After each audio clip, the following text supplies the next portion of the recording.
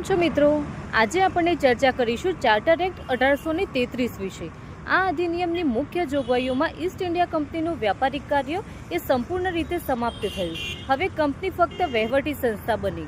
Governor general of બંગાળને બદલે governor general of ઇન્ડિયાનું પદ બનાવાયું, જેમાં લોર્ડ વિલિયમ બેન્ટિકને ભારતનો પ્રથમ ગવર્નર જનરલ બનાવાયો। કાયદા બનાવવા માટે એક લો કમિશન નિમાયું, જેમાં લોર્ડ મેકોલે એ અધ્યક્ષ ઉપરાંત તેમાં 4 સભ્યો હતા। આ કમિશનને 1837માં ઇન્ડિયન પિનલ કોડનો ખરડો તૈયાર કર્યો। ભારતમાં અંગ્રેજી શિક્ષણ પદ્ધતિની શરૂઆત થઈ। ઈસવીસન 1843માં ભારતમાં દાસ પ્રથાની સમાપ્તિ કરી દેવામાં આવી।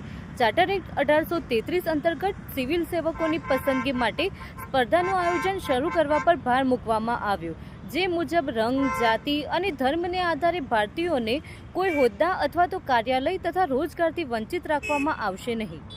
પરંતુ કોર્ટ ઓફ ડાયરેક્ટરના વિરોધના કારણે ચાર્ટર એક્ટ 1833ની જોગવાઈઓ પછીથી રદ કરી દેવામાં આવી।